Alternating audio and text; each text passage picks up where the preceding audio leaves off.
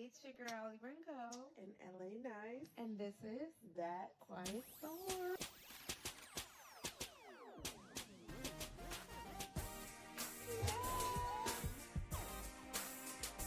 Hey, boo. Hey, girl.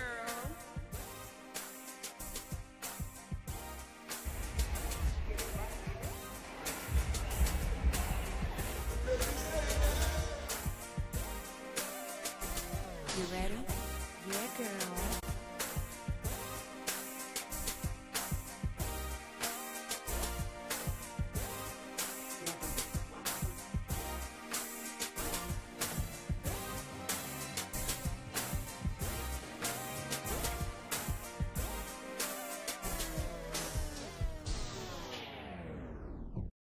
Hey, y'all. We made it back. We are back again. Did y'all miss us?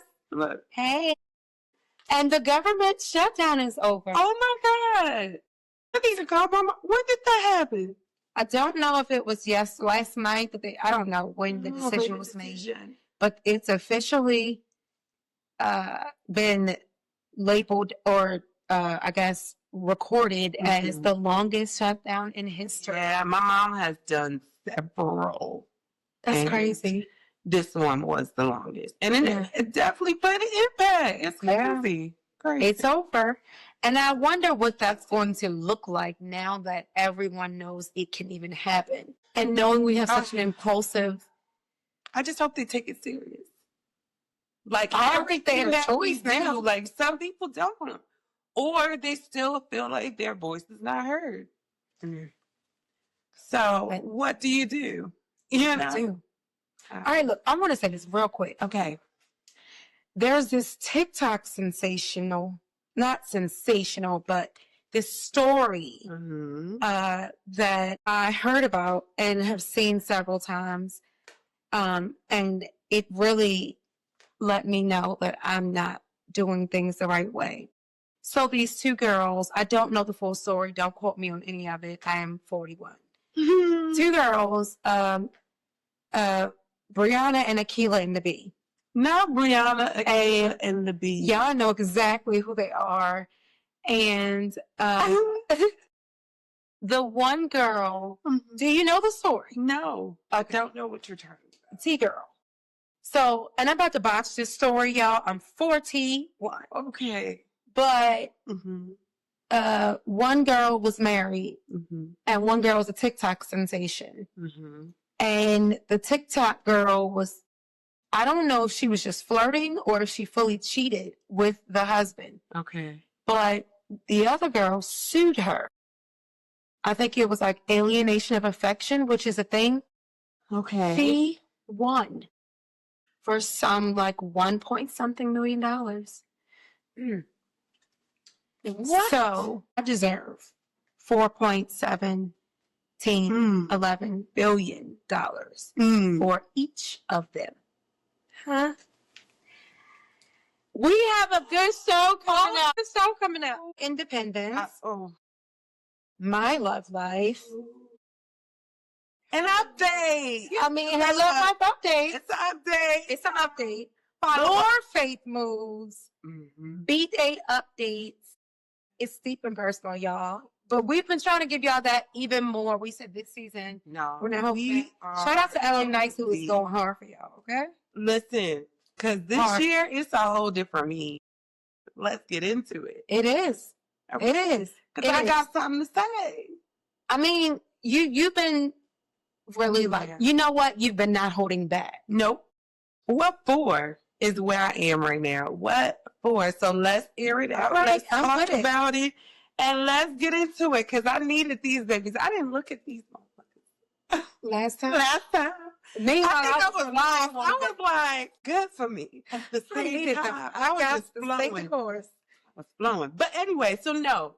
Going into everything that I just said and where I am and where I'm ready to like let it all out and speak my mind is self-awareness. All right. And that hyper independence. Okay. Ooh. That is heavy for you. It is heavy. It's a thing for me too. And it's heavy for me I'm sure he would say that. Like, girl, it's bad for you too. But I feel like you are the extreme. But wait a minute. I looked up or I read up what they define hyper independence as. Okay.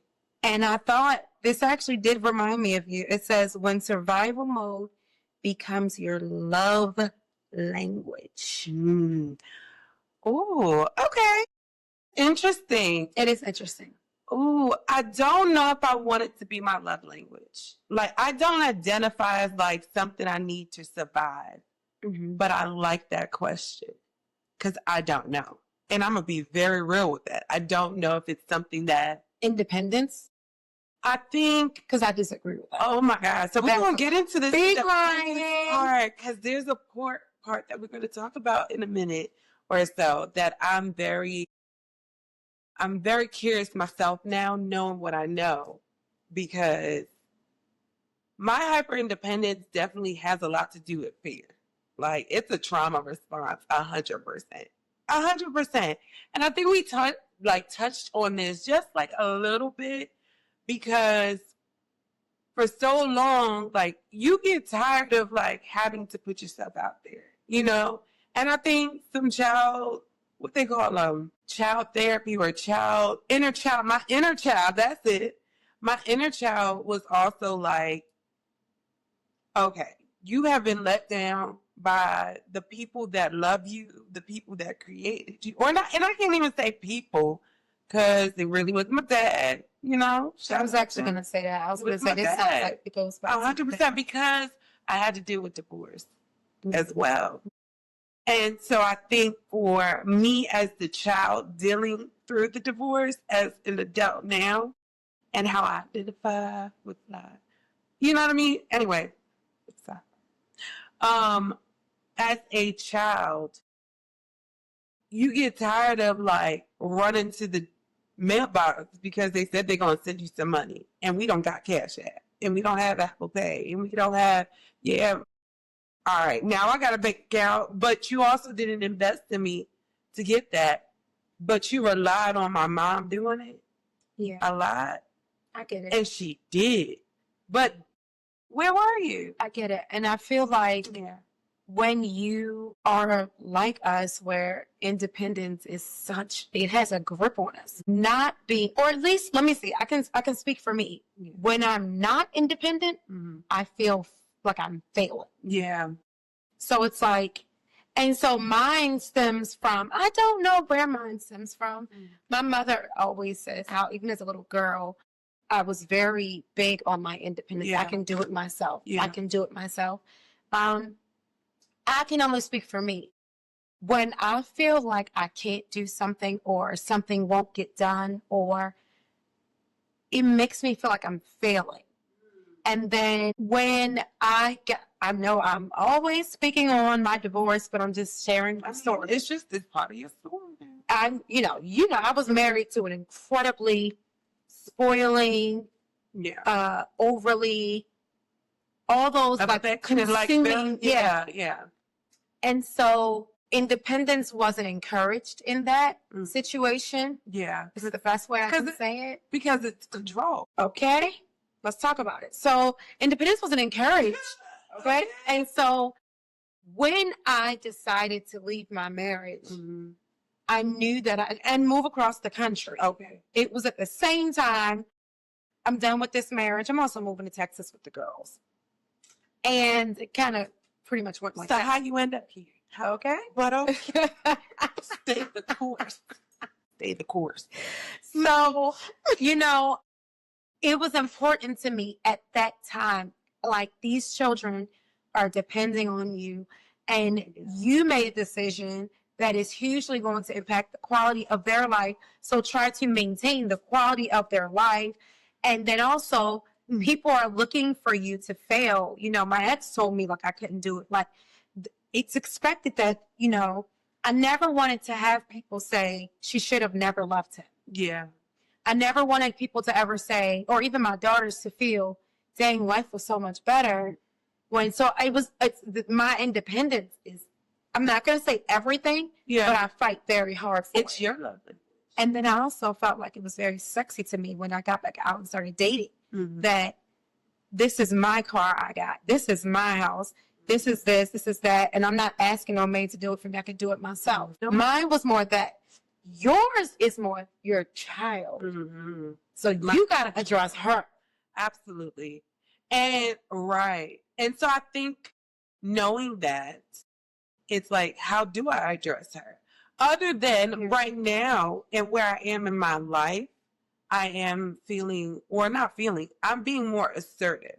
So that's why talking about what we're going to talk about today, as far as being passive aggressive in certain situations, I have to stand on who is LA.Nice. Who the hell is, you know what I mean? Who am I? And knowing my worth. So I do think that one of the ways you can start, I won't say address it, but you can start dealing with her, the inner LA.Nice, or the child, I should say, is to start asking for help. But wait, there's more. And then to start accepting the help.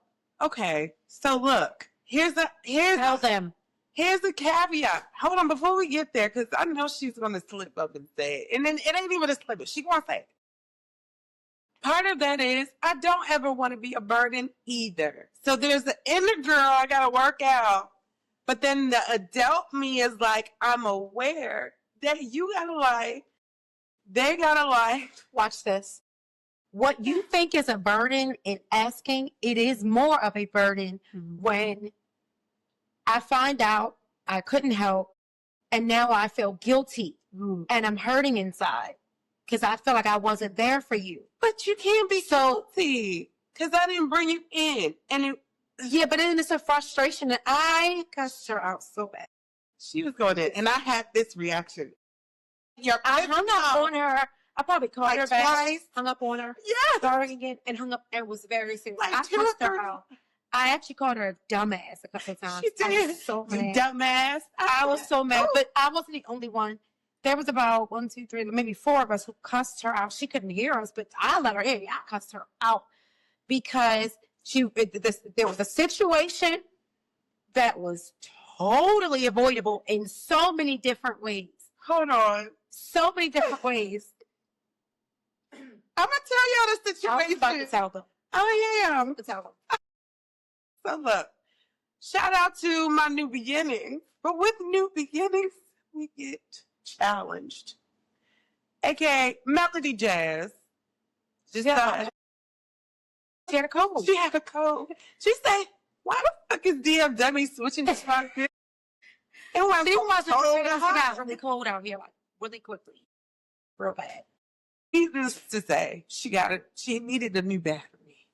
Because the day I went in service, the bitch was shutting down on me on the highway. I'm not laughing at that. I'm laughing at you calling her. Why she gotta be that?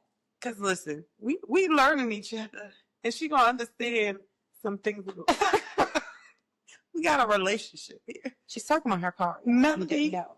Yeah, Melody. It's gonna be all right because she got a new battery. Shut up. She's totally glossed over the story. I did. It needed a battery. She needed a battery. And the morning her kids needed to get to school, I've since moved, still close enough. She could have called me. It's just so many different options.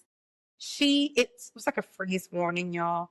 And it was not a freeze. The kids to school. And it's not like across the street type thing. It's a suburban street. It's down. Either way, it never needed to happen. It didn't need, but the day before she was barking, she was, like, it really pissed me off because it was so easy for me to just come, whatever. And so I cussed her out really bad. That is the that's it. Where you never even concept.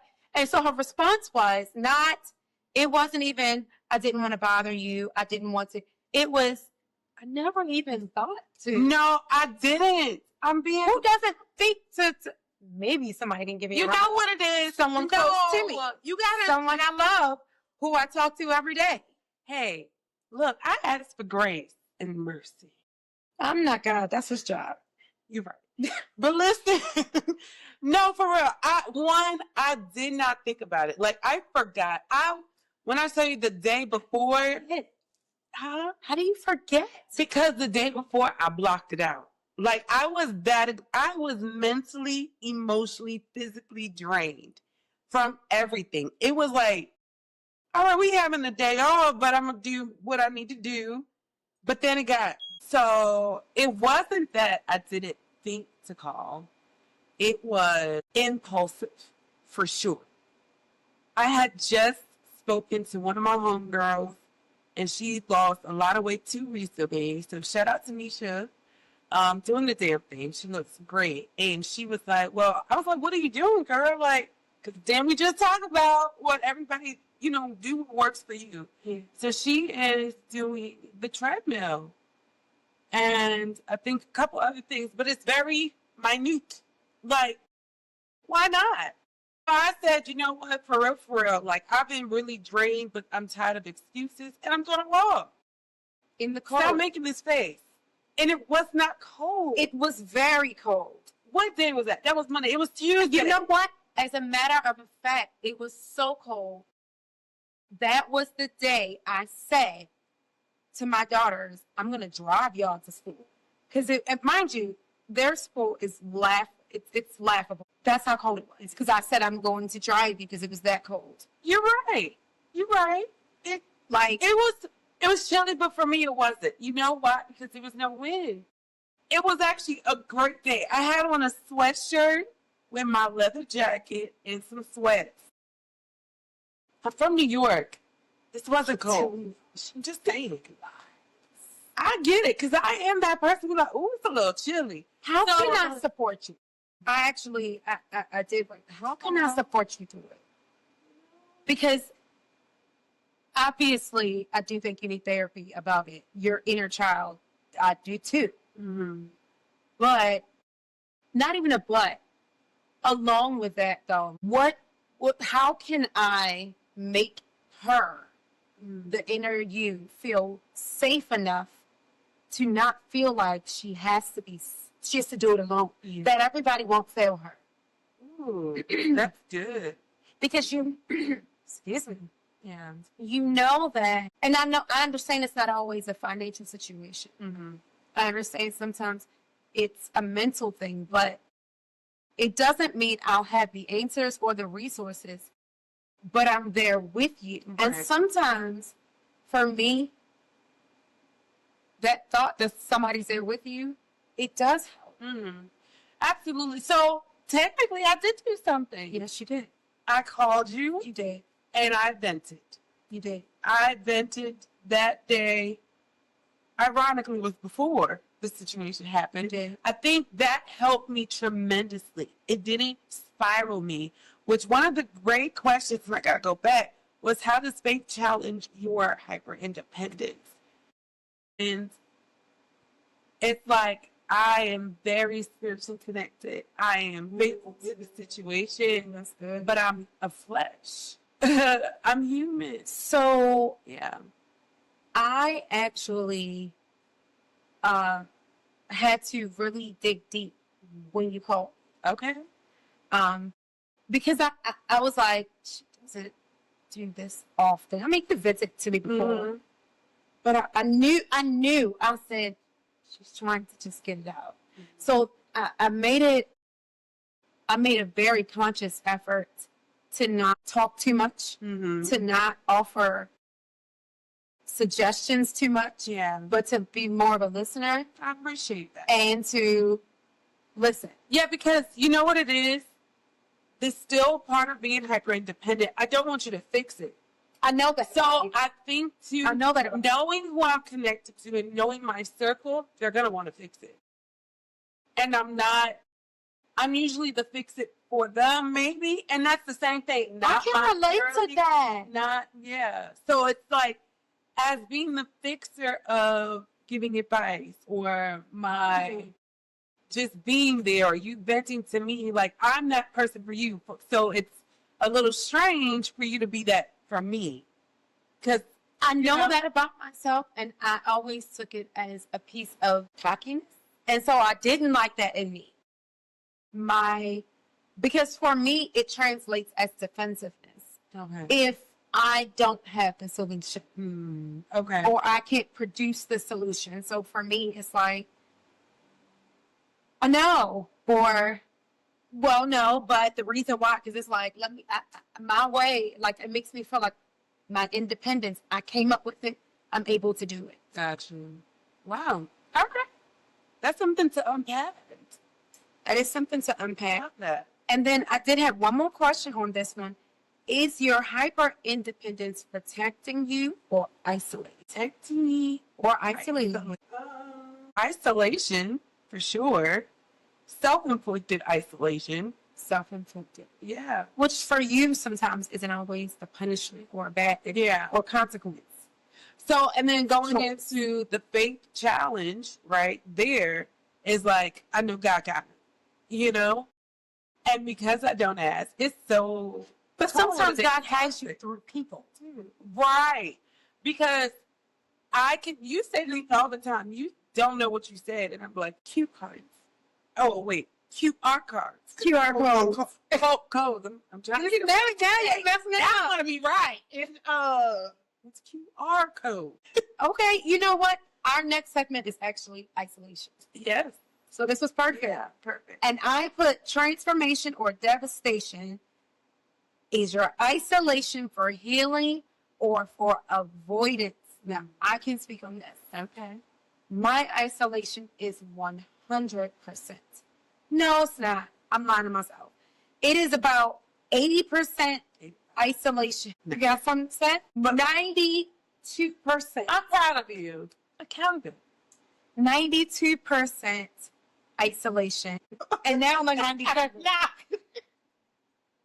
It's not accurate. 3% healing. Okay. So I tell people this. I would say more, though. I was raised with two brothers, my dad and my mom. My mother took great pride and was very, very emphatic about me being her princess. And she was it's why I'm so girly. It's why I'm so just all things girl. Right. Because my mother, right, my mother was really big on that. And then, so sometimes growing up, I did feel alone. I used to sing a song. My brother still teases me to this day, and my mother, and in turn, my daughter is now singing the song. Nobody Likes Me was the name of the song. Oh, yes. That was pretty much just main chorus, bridge, verse. Well, yeah, Then it was like I'm so lonely, nobody likes me, you know. And oh my, because I felt so alone. Sometimes I didn't have a sister, blah blah blah. And which is understandable though. Yeah, and then so I had to revert into myself a lot and tap into myself a lot, and that can be dangerous for people like me. I'm already a Virgo, and inside of me, once I go inside, I create problems. It's a government. Listen, it's a whole town, whole village, me and little me's and big me's and tall me's and skinny me's, and it's a bunch of me's. And we've created a problem. Got a little ice cream shop over there. Some beauty supply over there. I mean, it's the whole world. So me and my village of me, we find the solutions to the problems that we've created. I mean, it's a whole thing. So it makes sense. You know why? Because it's part of my whole stop thinking for me. Yeah. Because you've created this alternate universe that they're answering back and telling you one way. That sounds so schizophrenic. I'm not schizophrenic. I mean, I'm not schizophrenic. No, I'm not like talking to no, she's not. No. She's not. She's just, and she will get out of it because of her faith. Yeah. Had you not have that, danger. danger. But not, and you know what? Real talk though, I won't say my faith, but the church culture I grew up in perpetuated my overthinking and being in my head. It definitely made it worse. Okay. The church culture. I'm not blaming the church. You can't say the church. But the church culture I grew up in. Mm-hmm. Because, yeah. That's a whole other topic. I was about to say that's a topic, but it did. And so I wouldn't just say just my faith. Also, the people who I'm very big on who I surround myself with. Yeah. Okay. And so, my dude, get out of that bubble. You're in the bubble.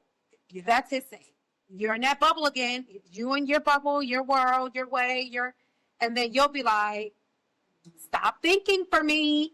Or where's your head? Where's your head? Right. You okay? Might overthinking that. So, yeah, it's definitely something I'm working on. I will admit, much more isolation for me is avoidance. I'm avoiding talking about it. I'm avoiding, like, I could just rather shut in and think I'm going to figure it out and find my healing, but I'm not. Right. Which is where people like you come in, because you will gather. Get out of that way. So, in all honesty, there's nothing wrong with the way you're thinking. It's when you're drowning in that thinking that it becomes a problem, because you have me, the complete opposite. I'm so optimistic. And I'm not saying this is my story, but with having such optimism and not knowing what I already know, you can be very gullible to anything. And so, yes, we should have discernment. We should follow our intuition. We should still be mindful of people are people. They're human. And so they may be in a spiral, and a lot of it is a reflection, A lot of our own traumas is usually projection when it comes to our own relationships, whether it's friends, partnerships, whatever it may be. It's a projection. Yeah, so isolation, and then again, that emotional distance, too. Because I've done both.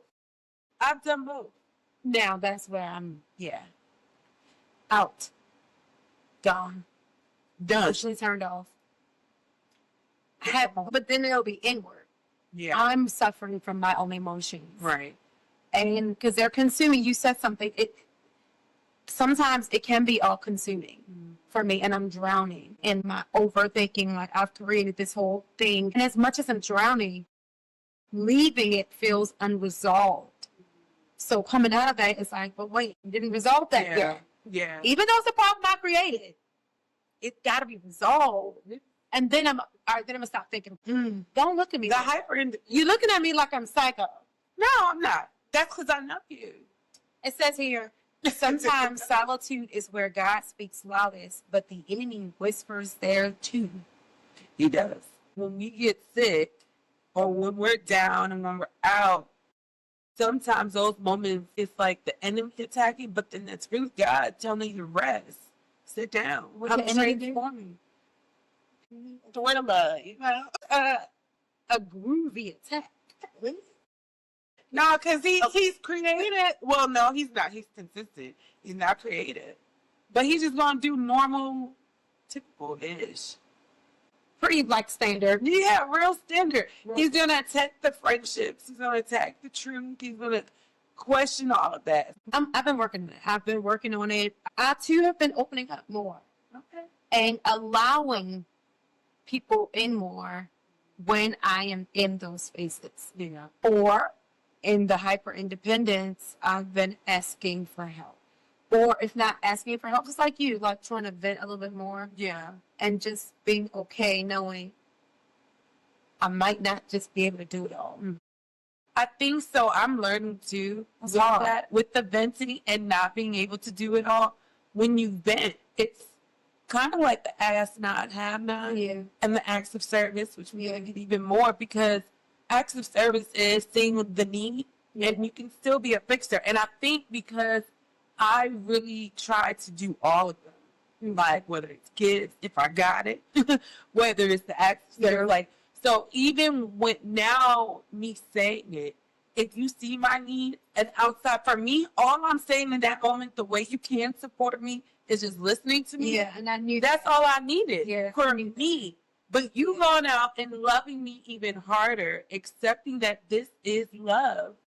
This is what this looks like. You're not alone anymore because that's also what it is. So used to being on my own physically and not just the phone because she's no longer 4 hours away. You know what I mean? Right. This is present moment. Or a 3-hour flight. Or a 3-hour flight. Like this is yeah. a new, and it's okay. And it's gonna be okay.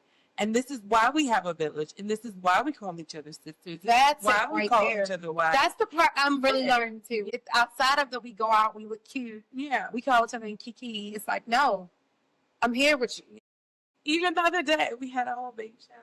We ain't gonna get into details, but we did. And when I say the same day, it's a boy, y'all. So someone close to us had a kidney stone. Who?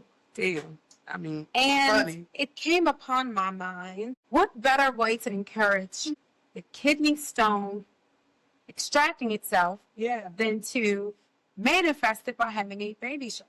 Uh-huh. So we named the baby Kid. You get it? Kidney stone. Kid. We bought cupcakes. Pink and blue because we didn't know what it was going to be. It was also a gender reveal. It was a gender reveal baby shower. Bought and let the baby showers, and all the sisters came together. So delicious. And we all made baby shower food together. We listened to music. Yeah. The kids were all playing cards, putting drinks, and just had a great time celebrating. And the baby was born. It was during the shower. And I was like, "Can I see?" Yeah. Me too. Me too. Let me know when it comes out. Like, can I see? Can I see? The baby was born. The person is doing much better. And we manifested a kidney. We did. Doctor. Speaking of, I'm going to interject. This is a little bit of a recap. I did my homework. Okay. You're saying probably interceptor. You're pregnant? You did your homework? Interception. Scepter. Am I saying it right? No. I love the way you botch words. It's so funny to me. I'm going to do it. Intercessor. Y'all do what I was talking about. Shit. Okay. Do you feel you could be an intercessor? I'm learning it. I feel like it is definitely my assignments. But you know what? Again, like you said, the last episode, I understand that. I also am starting to take accolades, y'all. An intercessor, for those y'all know and don't want to look it up, I just see it. Or is a bit more confused, is someone who pleads on behalf of other people. And she does it all the time, effortlessly, without thinking. Even when we're joking, we were talking today about another person close to us. And, I'm a little less optimistic and, oh, yes. So, I'm like, because now, and over it, bye-bye. And she's like, she kept saying, I'm just going to pray. I'm praying. And I was like, yeah, girl. Because it sounds good and you should do that and I should do that. But it doesn't even bother her, or it's not a press for her to do it. Me is like, all right, God, I don't really want to be coming to you about this person, but do what you need to do. You genuinely like, I want to pray for them. Yeah, I am going to, because it's not up to me. I'm not the decision. I'm not the final answer. I'm not the say. And everything happens for a reason, including those people in your lives. And I can't wait to talk about it. Thank you for the assignment that I learned. To have a good day. I love it though. I do. I really believe that's. Love you. But then again, I'm sorry not to cut you off. And then again, if God sees that you re-enter, we'll go from there. But you're also going to understand. Let's go. People like you are needed on this earth. So, excuse me. Comfort or calling, faith versus impulse. Man, challenged again. That's what I'm going to call this. All of this. Challenged again. Comfort or calling, faith versus impulse. Man, When I say challenged, again, why? Do you trust? That's a trust. I got trust issues too. Okay? Are you trusting? Are you being obedient? Are you sitting down and not saying anything? Or are you just making decisions? Like, what you gonna do, girl? Right. Because being comfortable, we got to be honest, okay? Yes. We got to be honest.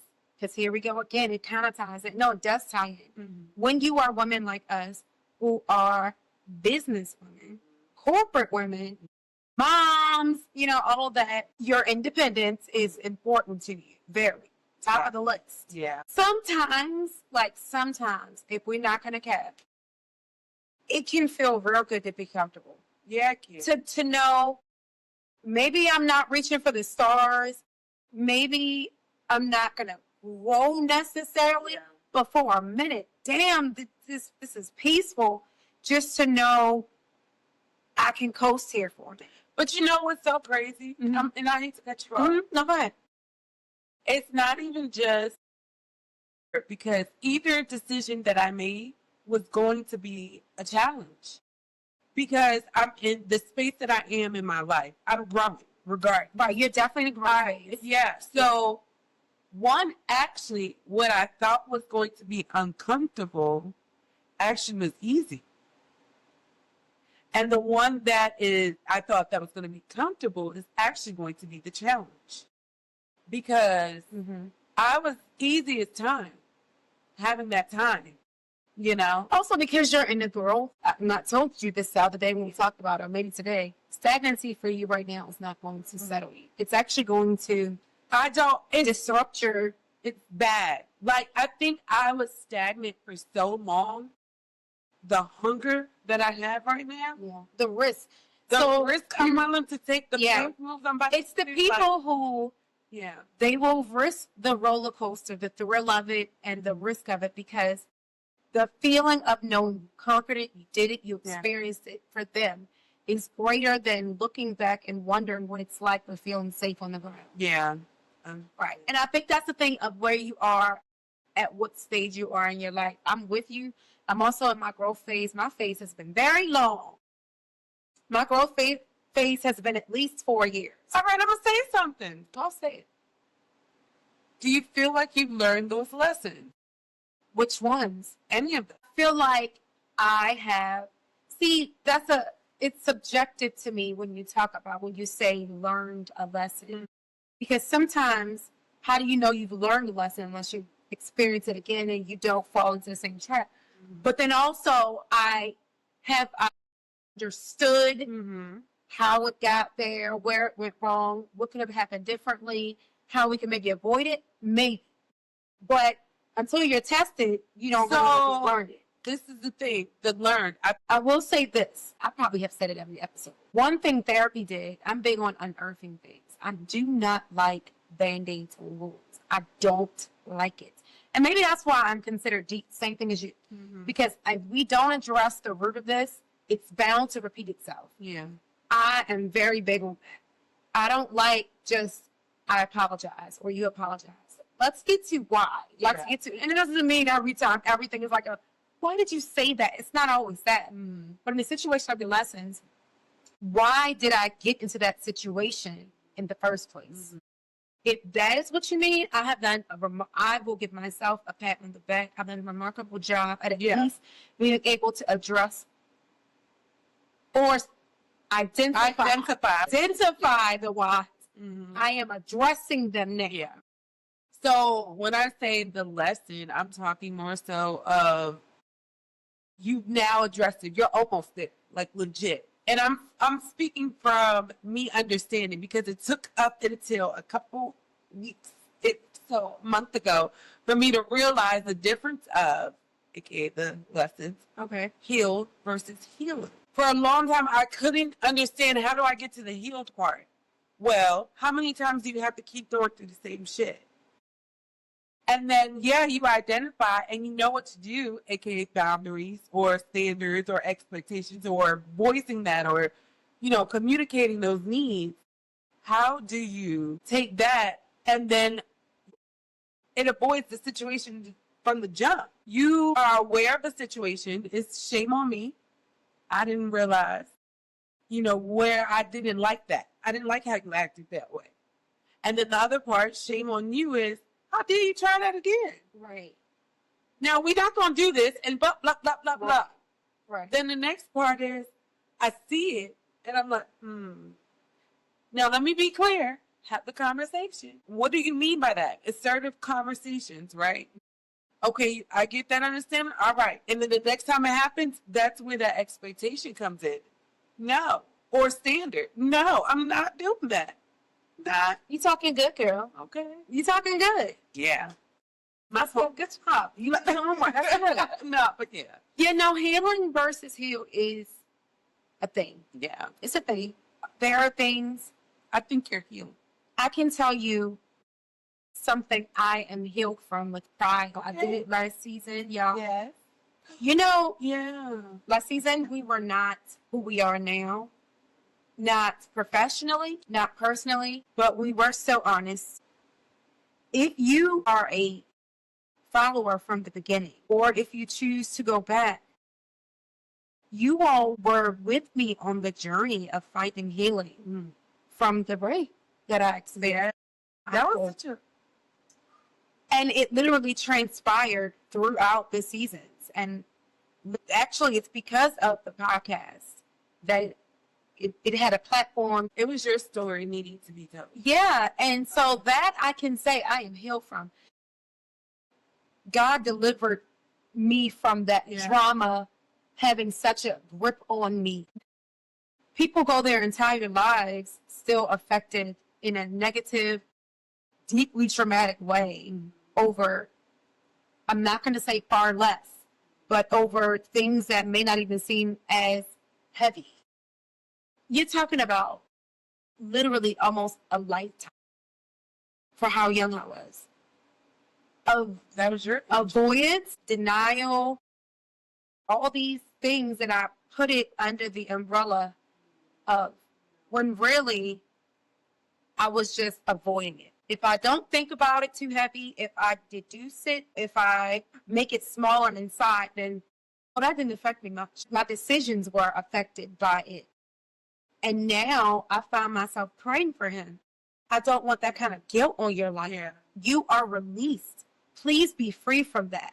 I literally prayed and asked God, God, please don't let him carry this guilt anymore. Yeah. Like, I don't want that for him. I want him to actually be free and live a happy life knowing he has been forgiven, genuine. And that's when I knew healing came. I still get very excited about that. And it was simply, reading the Bible, a scripture in the Bible, reading about David. And that is 100% my faith activated. God, he did what wasn't never fully done, even through therapy and stuff. Helped. I absolutely believe faith was the center of all of that. Mm-hmm. It was the center of all of that. My mom has always called me her baby of faith. She still says it. I think my faith literally is why I dream so big. Because I have this trust in God I said it last episode, it's like an audacity. Yeah. Dare I? Question his plan. He's a big God. He got all the time and resources and connections and power. That's my dad. What you mean? Nepotism. I am definitely a nepotism baby. You know what I mean? Like, I'm gonna get what I want, and if I don't, it's because what he has is better. Maybe I'm cocky enough in my God that way. And so I was talking to someone, and she said she felt like if you plan and you work the plan and you stay focused and you stay driven, you're good. And I said, well, I'm big on, the Bible says faith without works is dead. So I do believe works necessary. So my stance was more, no, my faith comes first.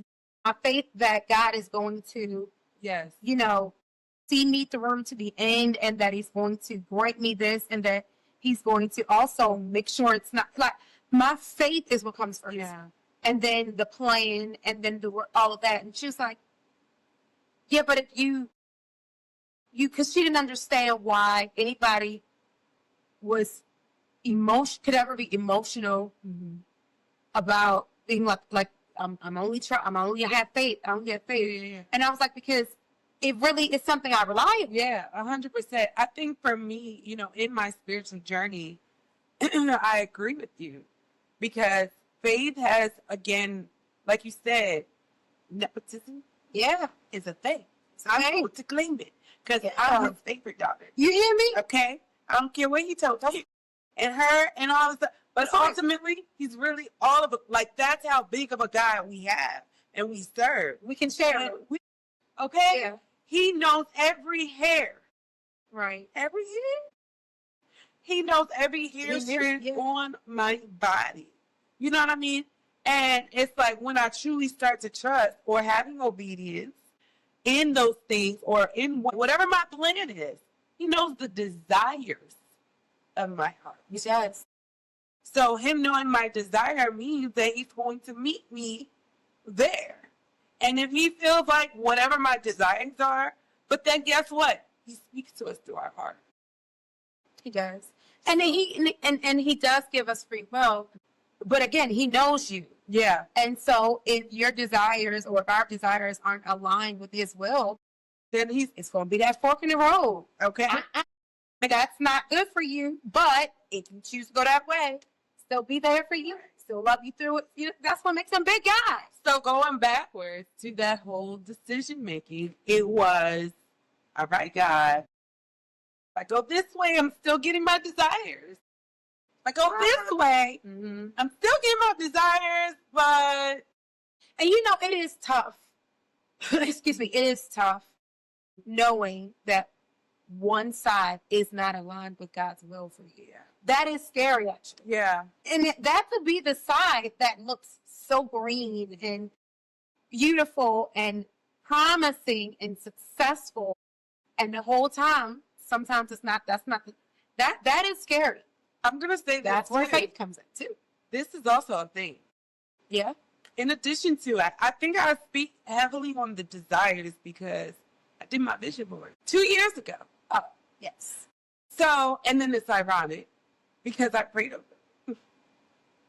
I'm just sure you don't understand. Actually, our sister said, you got to be careful what you ask God for. Because sometimes he's going to give you what you ask for. But it ain't going to look the way you want. So that's why I say I can have a plan. Moving here, as I described on the first, like, if I had a plan for what God did not have lined up to where I am today, baby. It's laughable to me how many plans I had. I remember this apartment when I was married, I really wanted because it had a fireplace. And I was just like, oh my, because back home, East Coast, fireplaces are like a luxury or a nicer thing versus here in Texas. East Coast where it's cold.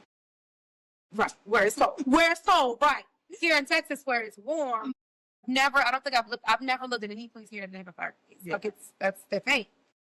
Either way, so I wanted this apartment so bad. Man, I wanted, just because it had a fireplace, I thought, so bougie looking. And I got denied. I was broken and devastated. I remember, because I think I prayed and was like, claiming it and all that. And ended up moving it into an entire 3-story house. That it was my plans for you. It was like, girl, shut up. Like I think that's what God be saying. Like, if you don't shut up, okay, you're gonna be fine. That's not what I want for you. Because I want this for you. You know what I mean? Some of those denials are a not yet. Or that's not what I want. I want bigger. I want grand. And that's more of you. So going a little bit backwards over our conversation so far today, when you mentioned about being in your world, in your universe, start questioning yourself, is this what God wants for me? And I started doing that. I started challenging my brain to say, these aren't your thoughts. Yeah. Because I'm like, God wants bigger for you. I think that is such a healthy mindset to say, these aren't your thoughts. Yeah. Yeah. I remember, and this was when I had nobody. My dad would say to me often, if it's not a positive thought. Yeah. And I'm like, that sounds so fake. That sounds so overly optimistic. But I did find myself when I would try to do that, it was crazy difficult because it's like, and that was what let me know I was thinking primarily negative. Because I'm like, these thoughts.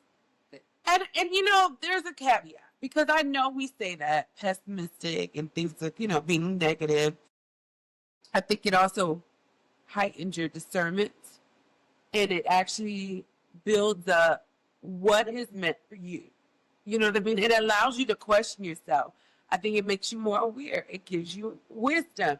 So I don't want to always just harp on the negative, but what is your control over that? It really feels, this is a joke, y'all. I swear it's a joke.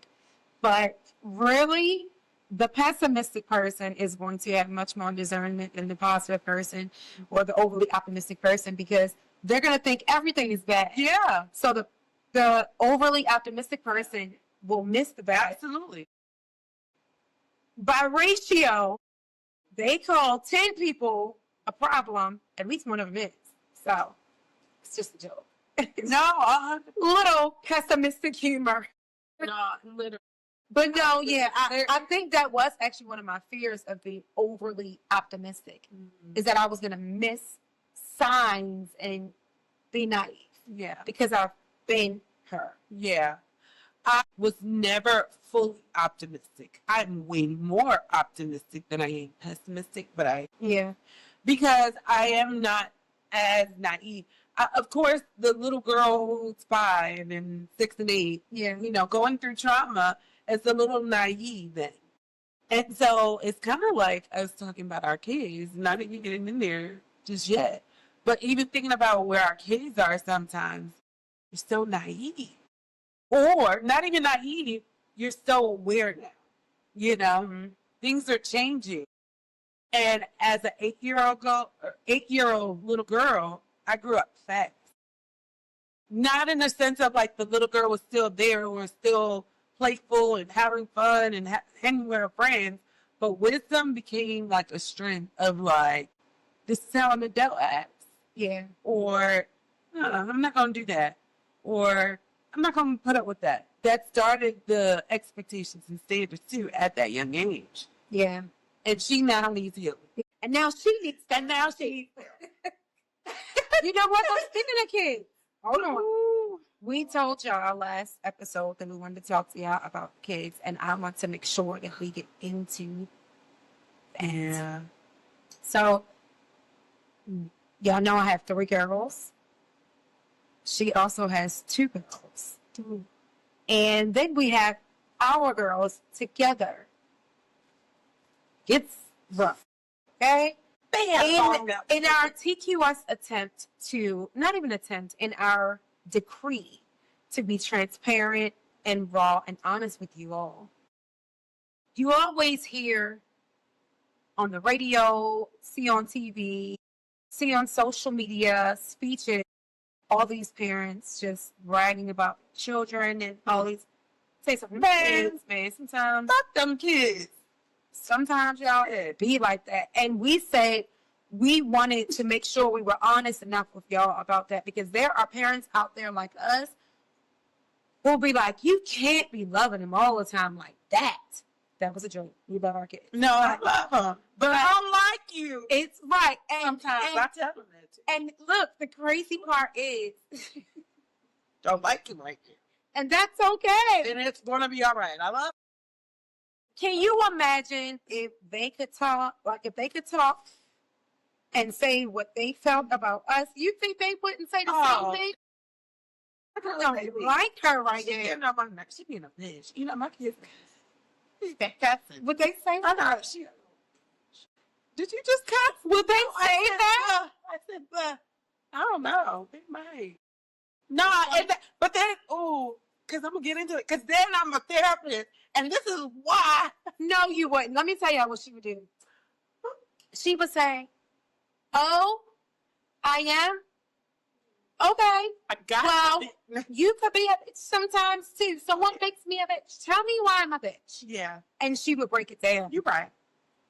I'll do that too. My kids. I'm trying to look for something to like throw across the room. Nothing to like a wall or something like that. No. My kids, they don't like disappointing me. That like kills them inside. Yeah, I can see that. This parenting thing.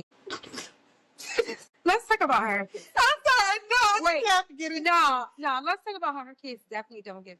Hold on. Yeah, because we didn't even talk about So she had a situation. I'm not going to be the one to say it. the cops was called. They called the fucking cops. Call me, man. My niece was acting out and she got in trouble. And, people get real concerned now. They thought it was domestic violence. Shout out. We do appreciate. Yes, We now do appreciate. looking that back, they thought it something healed from one. but it wasn't domestic violence. It was. Wasn't my badass kid. And I plead to Jesus. But don't do that. No, okay. Let me tell y'all. It was so small. Yo, and then, do you realize how dangerous that could have been? I just got mad at my niece all over. But you know what's so crazy? The other one, because it was technically both of them. Just one of them, I didn't get the cops. It was during the daytime. That's why. And she was like, I'm going to tell my teacher. I said, tell them. What you going to tell them? Do you remember back in the day when we were kids, the teacher would, Right there with them. you walking off at home? Miss Brooks was upstairs yelling at me, and I got in trouble. And how did I wish I would have told the teacher. Teachers would be like, what did you do? Now, yeah.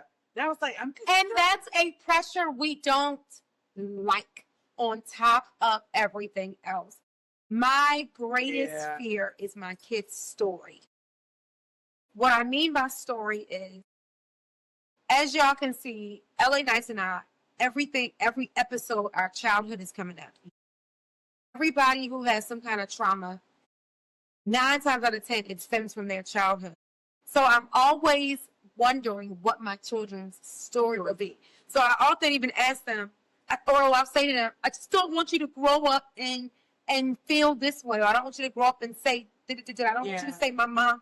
And I know it is control. That's a good question, though. It's control. Okay. But the now is a thing for me because much too often people say, I wish I had, I should have. I have a thing with regret. What I told you last episode, I did not want to have a medical situation to be like, I need to lose weight. Yeah. I didn't want to be in a situation. I try to be proactive instead of reactive. So instead of looking to get my kids all the therapy they need as adults or encourage them and support them to do it, I want to try to avoid some of those traumas that we know typical children go through, like not having a voice. But the level of stress that puts on me, so it's like, I'm still human. I'm still a person. I lose my humanity sometimes, my personhood in trying to be this superb mom. So I did 2 things. And I talked about it in season 1. I got my kids therapy back in Virginia. Yeah, you did. Because I was at my, what else do I do? Yeah. And I don't want to be that toxic mom. And I need something. Because mommy's not working. Yeah. And what I'm doing is not working for any of us. And I'm stressed the fuck out. Like, it's too much. I'm already a single mom. Like, it's too much. And so my one thing, and I'm going to ask you, based off what you just said, my one thing that I want my kids to say when they are an adult is that at least my mom let me know she's not perfect. You know who was the first person to actually encourage that? I've gotten better with that. I do. Ever. Okay. I could see that. They never cried. I never wanted them to know that mommy and daddy was having a fight. Or I wanted them to always think I was okay. Because I felt like as long as they thought I was okay, then they'd be okay. And one day, ever just said to me, you don't have to hide your emotions all the time. Mm-hmm. And like, I would begin to open up more and more and more. And she would, like, I realized, and then my therapist followed up with this. I realized that actually letting them know I'm not perfect, I'm upset, I'm angry, I'm hurting, it let them see the resolve. They can see me come out of it. Because I realized I was actually doing a very huge disservice to them by them not seeing it. Because then they grow up feeling like they have to suppress their feelings and they got to pretend to be perfect. And I've lived too much of my life with the expectation of some type of perfection that I don't want that for them. Mommy ain't got it together. It's a mess right now. I also think you had to be that. I did. Without no choice. It was the expectation from your childhood through your marriage. My father was a pastor. I was a PK. There is no room for error. Then from that to the church culture I was in, there is no room for error with that. Like, the girls get knocked up. I'm not going to get back into that. Then I went from that to getting married. So the fact that I got married young, knowing so many people were already rooting against that, I had to always keep it like, yo, we got it together. We know we're going to make it. And then being married to a man who was a perfectionist, narcissistic, very, very much into image. Image was everything. So now I have children and he's making that a big thing too about their image. So now it's not just my image that has to be perfect, but the image of my children too.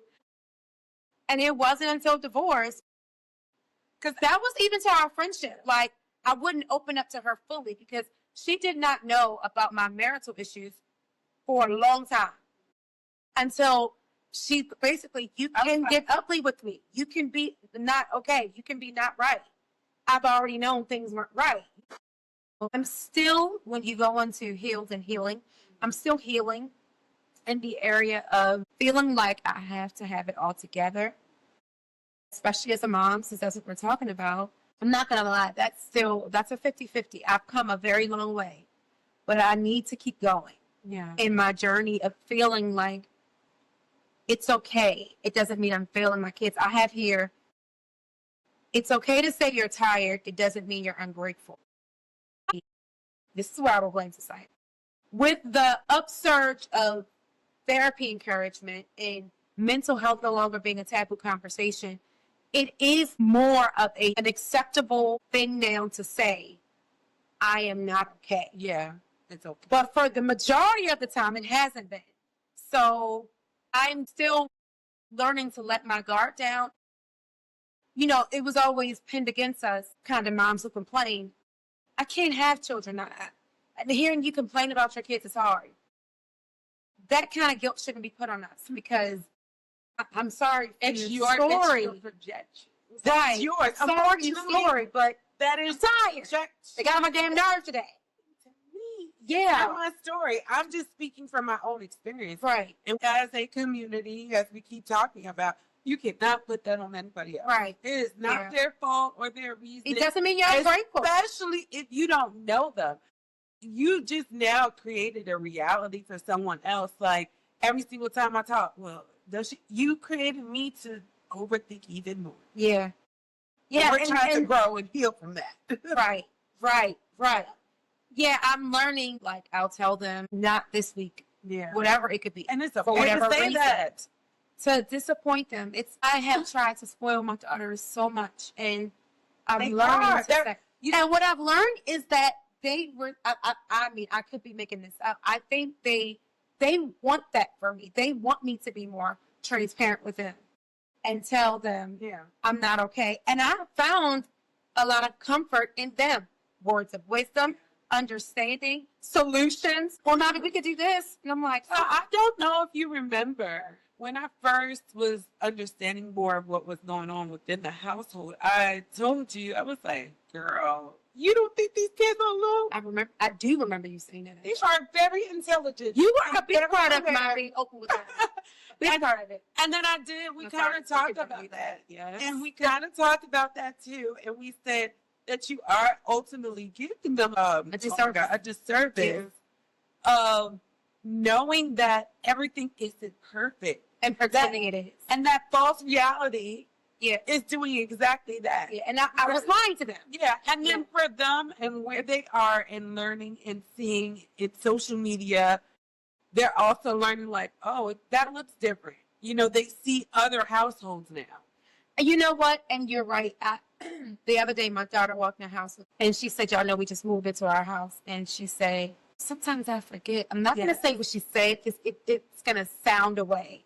The gist of it, she walked in and she said, sometimes I forget, like, this is a house. Mm-hmm. We live like in a house like that. What has become a thing for me is, and it's still a process. I'm not going to think like I've mastered it. I enjoy them seeing me climb up. Absolutely. Come up. Absolutely. Where you saw me fall, you saw me down bad, you were there with me. It's going to be up. But if I can come up, yes. I think for them, that's why I love how faith-driven they are. They are the most, like, they can read the Bible. I think one of my baby girls was like, can you please the link that you use to read your Bible? No, they get up in the morning early to read their. I don't do that. I start my devotions or whatever when I wake up. They are very faithful. I mean, naturally. I think because you give them both. You give them the faith, you show them your spirituality, you show them that. But then you also, they see the upside down. They see me. What the hell is what I'm talking about? Yeah. But you know, again, and so look, I don't know if I've ever worded this to y'all this way, but LA.Nice is a big part of, and I've said this to you and other people. Remember that bubble I was talking about earlier? There are people, accountability people I have who are outside the bubble.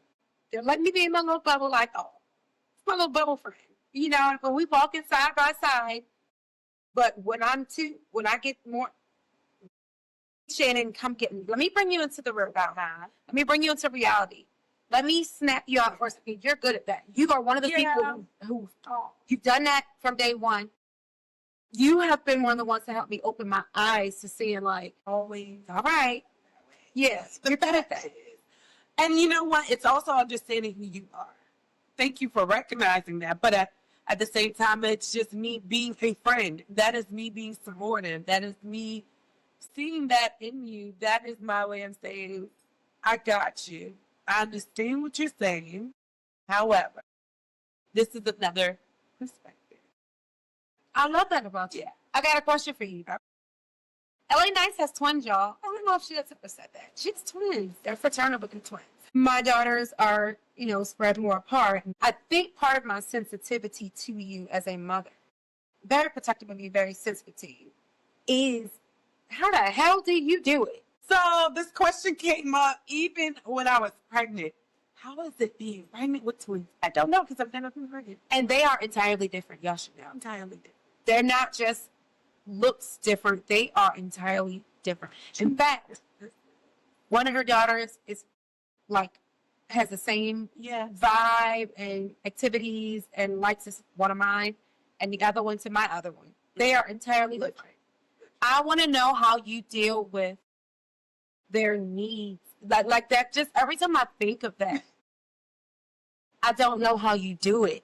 One needs attention at this very moment, but at the same time, one needs to talk to you one-on-one at this moment. And then who you choose first to address affects the other one.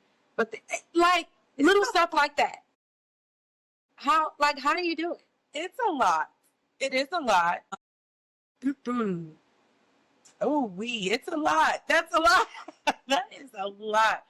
I constantly try to be consistent, but I can get it wrong 100% of the time. The situation that happened, right?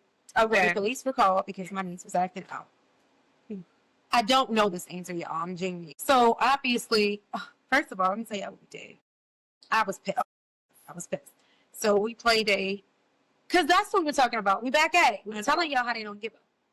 At all. So I wanted to give my girl a break because that's a lot, y'all. police being called on you is not, that's not light work. And y'all know why. That's not slight. That's not light. That's I say in the Black community. Yeah, man. I said, let me get my girl a break. So I offered to take the girls. I was like, I'll take them. You need a break. She's like, okay, I'll do that. So she was like, don't even tell them that, like, so what we did, I went to the house before I got him from school. I told her pack a bag for her.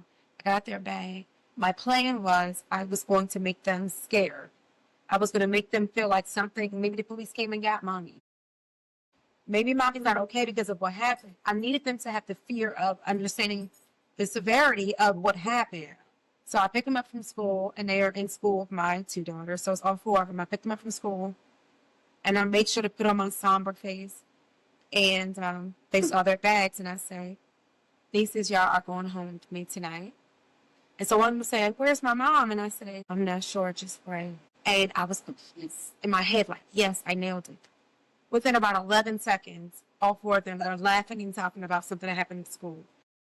And I text her and say, they don't give a damn about you or something like that. Just to make her laugh. And talking. But the reality is they don't even understand. Yeah. And I wouldn't say, I think that sometimes understanding or learning them, I think they do that out of avoidance and fear. Yeah. If I pretend it's not there, it's not a thing, so then I can't focus on it, and that's just how. So I'm still learning that side of them. And they're growing, so they're changing. They are. Shout out to my babies. They're about to be 12 on the 16th. Yes, they are Sunday. Like, we've already been starting to change, since their own trauma. You know, we talk about it in season 1, but with their trauma that they have gone through, they already started changing then, and now we're adding puberty to it. So it's very challenging to answer 2 at the same time. 2 at the same time. And I wrote my line here because as simple as it is, they want to be loved They want to be loved differently. And then no matter how much I may love one and love the other differently, if they see the love looking different, they may feel like they're missing out. That is as difficult. Well. And so it's like, I have to be the mom to teach them that everyone, and when we're still learning as adults, everyone can be loved in multitudes of ways. But it's okay to fall back and let someone else receive and not be as selfish. Do you feel guilt about that sometimes? Or have you gotten to a place, because you've been doing it now for almost 12 years, where if one of them is not satisfied with the kind of love or amount or what the other one got, have you already gotten to a point where you've released the guilt? 100%. 100%. So around age 6, during the trauma part, I was so heavy focused on making sure I did not disappoint them. And I think it was like, I got to do this because I said this. And I have to do You got to keep my word. Got to keep my word. Yeah. Got to keep my word. I was very much like that. And then when it was just us, and in the thick of it, I would still overly compensate. Yeah. But then I would start to be like, well, what is this doing? So, okay, so look, the fact that you were able to realize so long ago that the whole airplane pilot announcement has always been right. It looks so bad to say you can't help anybody until you put your mask on, but it's true. And as a mother, I understand. I'm glad you were able to tap into how it's been the me of it has to be okay too. Yeah, 100%. And I think I'm still evolving from it. I think moving here, I definitely full-blown got healed, full-blown healed. Okay, that healing and, going back to that. It really is a long process. Every situation is different. And I am 100% healed in that aspect because I have to take care of me. And my biggest thing in my healing or healed phase that I was in was, I can't be the mom that you need me to be if I'm so worried about every little thing that you're still growing and learning yourself? You don't have it all together. Yeah. Yes, you have a different platform to look at, to review, to get opinions, to be very smart, because let's keep it. But you don't have it all together. But you don't have it all together. And I think too with that, it's like sometimes they challenge me to grow. Sometimes they inform me and tell me things that I didn't even know. But then that's why I repeat, like, thank you for doing that. But you don't have all of the answers.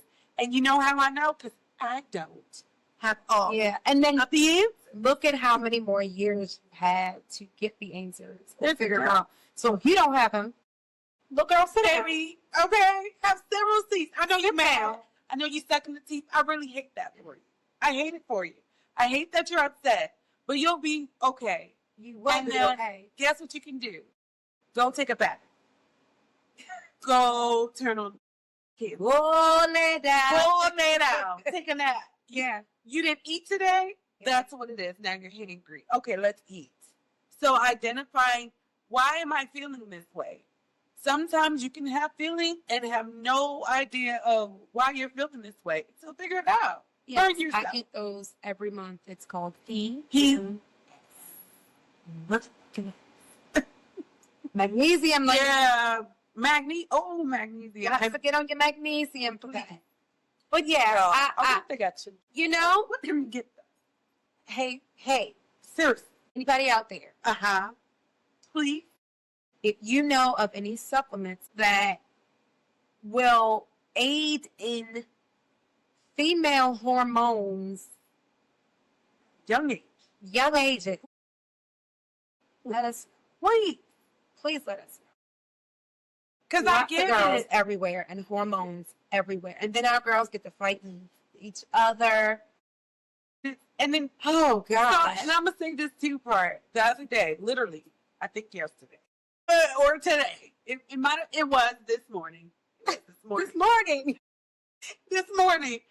And I don't even know what happened. And I just was like, I got out, and I'm at this point where I'm tired of hearing you saying, stop over and over. Stop bringing me issues if you don't want me to give you a solution. Yeah. Because my solution is going to challenge you to see yourself. That's good. So what are we doing to avoid the same situation happening over and over? Where's your accountability? Because some part in this confliction, you were wrong too. And she was wrong too. Right. Did you stay and get messy with her, or did you walk away? Ooh. So I had a real big blow up with my guy. One, because I'm a little bit toxic still. Two, because who are you talking to? No, I'm joking. I'm throwing. No. So this was because I said, how can I describe what happened without over talking? And I wrote down, we had a situation of trauma meeting trauma, and our past were fighting. Ooh, yikes.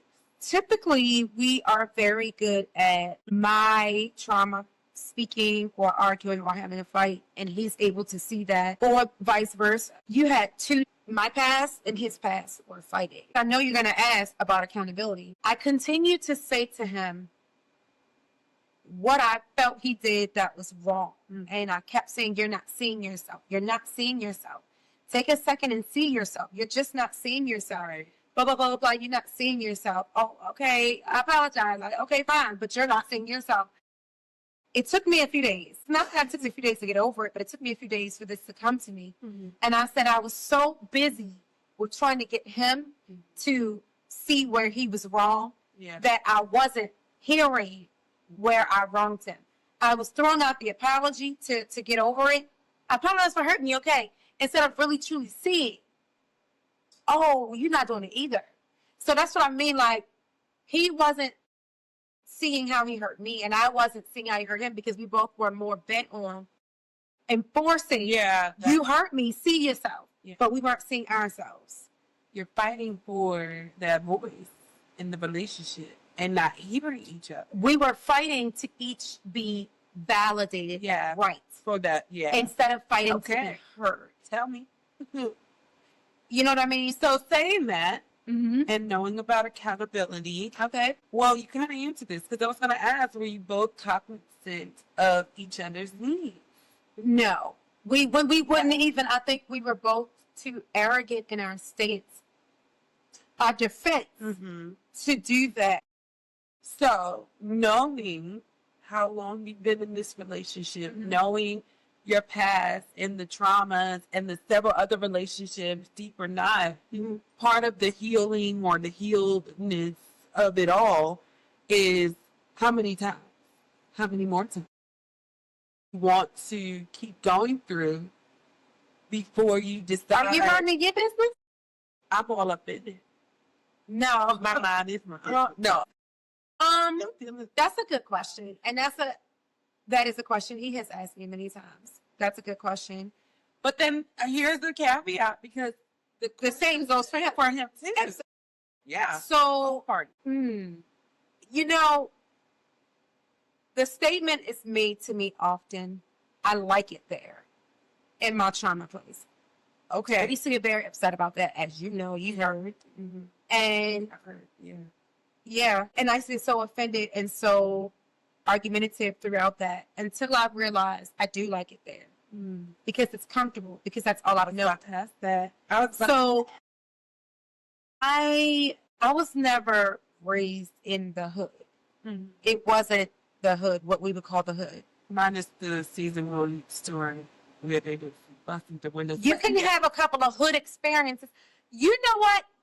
You can You can live in the suburbs and be a billionaire and have hood experiences, because Elon Musk and all his baby mama don't be having like hood experiences.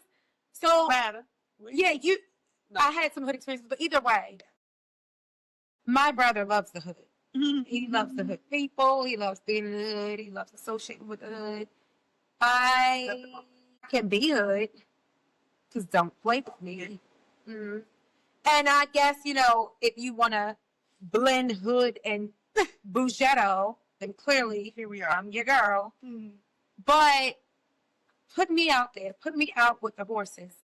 Put me out there with them. I love the suburb. But when you've been in or around something so long, no matter how much better something else is, how much safer or sweeter, you're comfortable where you've been. It's why there are people who will get all these opportunities and they still just want to stay in it's not always the case, but they want to stay in situations that they don't have to stay in, even though you can go and see and explore or even get out, because it's become a comfortable place no matter how toxic it is. So for me, I know this place, even in its toxicity, I know it's bad for me. I know it's unhealthy for me. I know it's never served me well, but I'm so used to it, I don't have to work hard here. I know it. I already know it. I think that also goes back to the people that you need in your life to challenge you. Right. And that's exactly right. So, I do have a question. Okay. How can y'all support each other? Or do you understand how y'all can support each other? Have y'all had the conversation to ask, how can you support each other? One of the things, current growth moment, and when I say current, I mean like it's a growth lesson. The thing that's very present right now, right now, is my understanding, accepting first, but then understanding. And you kind of said it earlier with the girls. Everyone loves different. Yeah. I've struggled with that, because I feel like you should love like me. Ooh-wee. You should love like me, because my love is the best. Yeah. I mean, and I realize my mindset even comes from a broken place. Not that I'm broken in that place anymore, but it was a broken mindset that I've carried over, because that love wasn't even good. You understand? Yeah. This is a different love, and you can love differently too. I can love differently. So that actually leads me into this, because part of my epiphany was you can't label love as one thing. So the reason why I'm harping on or asking the question about how do you guys support each other, because I don't know what the hell you're talking about. What you mean? What you mean you can't? You're saying in one way. And no, we're going to agree. Yeah. I've become a bit of a anti-love language believer. Why? Because I'm so passionate for you. And I know you. Because you know me. Listen up. This is why. You know, when you get into the five that we all know about, typically I used to say mine were gifts and words of affirmation. But then I love me some intimacy and touching, and I love sex. Aha. So touch is a big thing for me. Touch. Hey. It's a big thing for me. So it's like there's three. And then throughout even the evolution of my current relationship, it's ever changing. So I feel like at any moment, the season can change. So what if the season changes every week? Last week, it was important to me that you gave me words. This week is important to me that this week, I need you to give me some flowers. Guess what? That's knowing your person. That's knowing your partner. That's knowing my friend. That's knowing my people, my circle. And so that's why I make the statement of you can't label or your love language as one thing. You deserve to be loved in every way you deserve. Like, so I deserve to say different. all the love languages, even the ones in the book of Enoch, which is the book in the Bible that no one talks about. Even the love languages that are in the forbidden books that aren't discussed.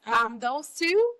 See, I don't know. We got to talk about it. What are they? Because I know you have them. I have 10 more additional love languages. Okay. What are they? Number 1, because I had to write these down, because I'm learning to emotional safety and emotional security. Okay, next. Number 2, intellectual intimacy. Okay. Oh, sapiosexual me. Me too. 3, partnership or shared responsibilities. That is a love language. And so long, we always kept talking about relationship, or partnership. A relationship is just the titling. The partnership is the depth of that relationship. I can see that. All right. Number 4, sexual connection, which you just mentioned. Imperative. No? Okay. It's a love language, baby. And if I don't have to work for it, if feeling desire, and if you being passionate, it's frequency. It gets into detail, and I didn't even write that down. That's why I said we're going to be talking about this, baby. But that's what I'm saying. So I can connect and identify and say all those. Yes. Now there are some that are higher on the list than others, Of course. but I'd like to say I can connect with all of them. So that's what I'm saying. How can I can? Because you're human. I can say about 5 of them are top of my list, though. Me too. That's a lie. And I don't think that nothing is wrong with that. Yeah. They tell you.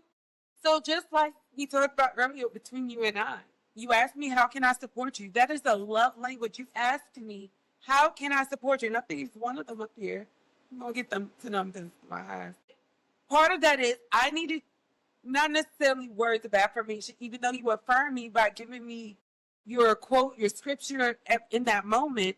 I didn't know I needed that. But then you showed me acts of service by helping. You know what I mean? So I get what you're saying. I need to be loved in a multitude of ways, but it's also up to us to determine whether we're going to do the homework and understand each love language. Yeah, and I guess I'm talking myself off of the theory that it doesn't work, because at first I was going to say, well, then let's just use it as a guide to all the things you should work on with your person anyway. Work on gifts, but then what stopped that thought, and now I guess I understand, is that there are people who don't want some of those things. No. There are some people who are like, why did you buy me something? Right. There are other people who are like if you say words, I have a friend who is the least chatty. If you say to her, you're so sexy, she'll be like, ugh. Or if you be like, I really just adore you. Shut up. Because some people are not comfortable with that too. Like, I don't. There are some people who are not they're not affectionate at all, so that touchy-feely is like, I don't need that, I actually don't want it. So I got you. Yeah. So we're going to dive deep. I'm here to report that I am all of them. I am too. all 50. Sign me up for each one because my seasons are different every time. And dang, it goes into another topic of me understanding now that what I require may change at any moment. And sometimes what you may deem as my red flag is really a green flag, but needs deeper understanding. I think, like you said, when you know your person, you begin to recognize their need.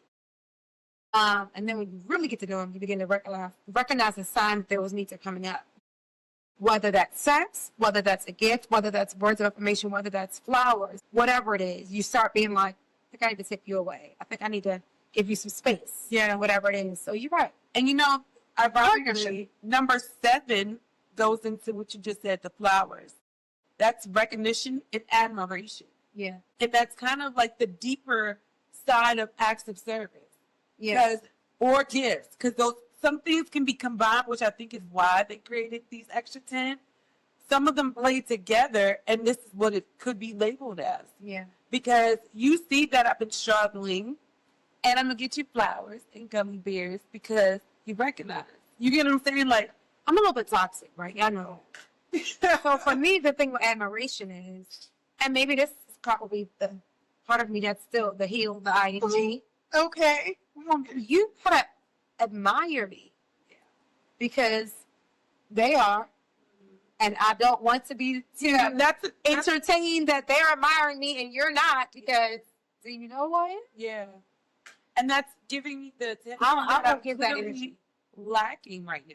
Because if someone else is admiring me or affirming me with words, because sometimes I may not even have admiration over this one person, but they're telling me, and it's not necessarily the person I want to hear it from. I want to hear from you. Right, and I should not be hearing from, in my mind, I should not hear things from them, other men, that's making me feel even like bashful. I should be able to be like, he say that all the time. He always tell me that. Next. So now I'm actually going to say this part because I can see myself in the past where I may have lacked number 5 on the list, the accountability. Yeah. That is a love language. Because am I accountable to say, did I see that in my partner too? Like, how can I expect something? And I think that's my own mantra.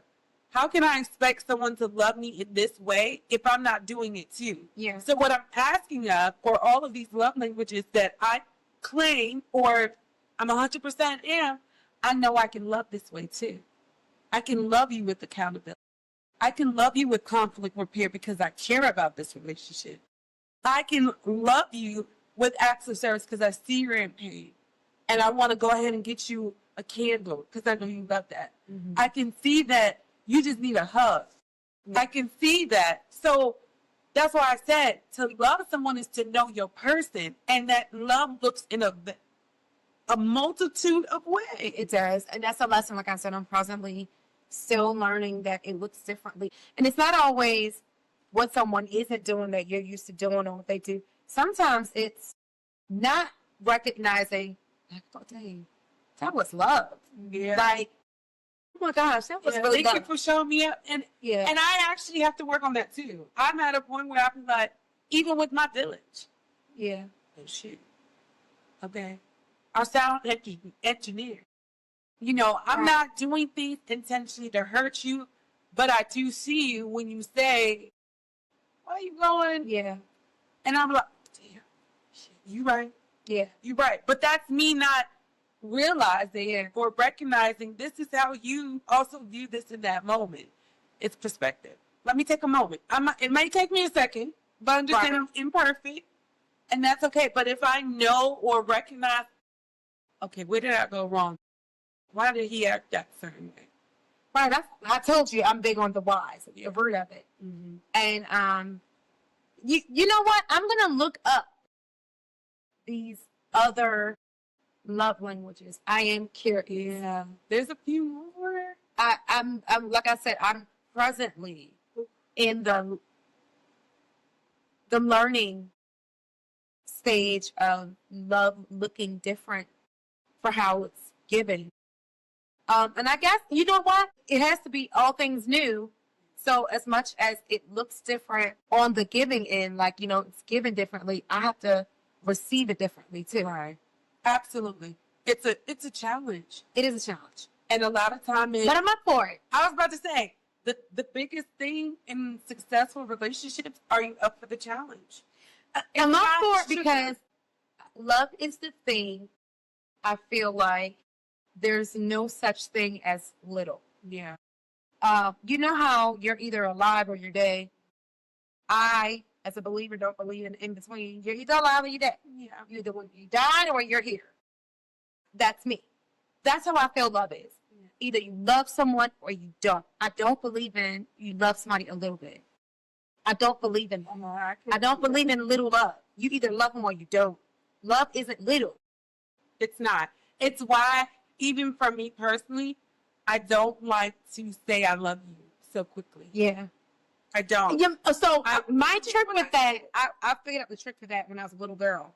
And I taught it to my girls. Because the Bible says we have to love everybody. Yeah. I can tell everybody.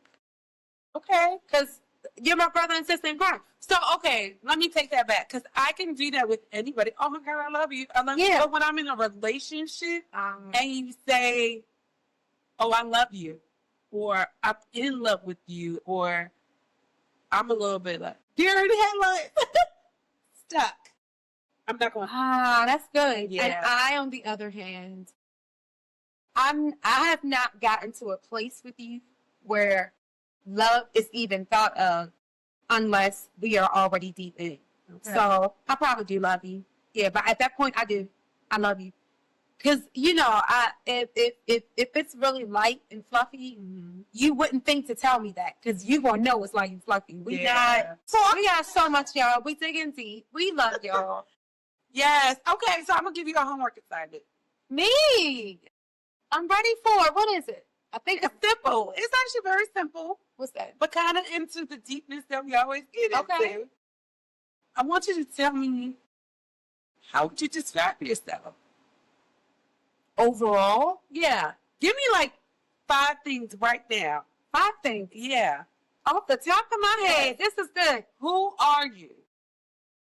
5 things to describe. 5 things to describe you. Who are you? Who is government name? Nigerian. Okay. Congolian, to be exact, but okay. I'm a mother. Mm-hmm. That's 2. Okay. I am a woman. Okay. I am intelligent and I am confident. Okay. So I'm going to tell you, it's your homework assignment now to dive deeper, because you gave some great ones, but some of them you gave me a role, and that's not necessary. I knew you were gonna. I had a feeling you were gonna do that, but okay, all right, yeah. I'm gonna stop. So she got homework. I'm gonna stop. Okay. You know what? Just fair game. I got a homework assignment for you. What is that? By the next taping, I want for you to call me or text me, girl. Don't call me. Text me. And ask me for help with something. And no, I'm not. And I need you to dig deeper. Oh. No. Can you pick up this and that for TQS? Or can you? I need you to ask me for help with something. I'm going to say something right now. If you ask me $500, listen. We're going to find us some resources. You know what I mean? Even if that's your request. If that's what you want to ask me for, ask me for that. You never know. But by next episode, I need you to intentionally. That's not one request. Can you get the girl? No. I need you to intentionally ask me for help. Intentionally ask for help. It cannot be TQS related. All right. I got it. And it cannot be advice. Don't try me, because I won't call you out. We love y'all. Thank you for sticking with us. Yes. And see you next time. Season 2 and out. All right, y'all. This is partners with TQS. So I'm gonna ask my homeboy Will. What's up, Will? What's happening? Nothing much. Hey, so what's your definition of fuck them kids? Fuck them kids mean I'm gonna do the fuck I want to do. The kids gotta fend for themselves.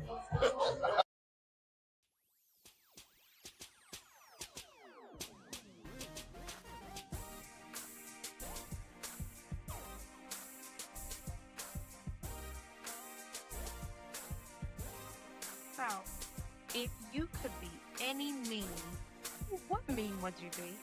Oh my gosh. Okay, lately, I gotta go by lately. Lately, I've been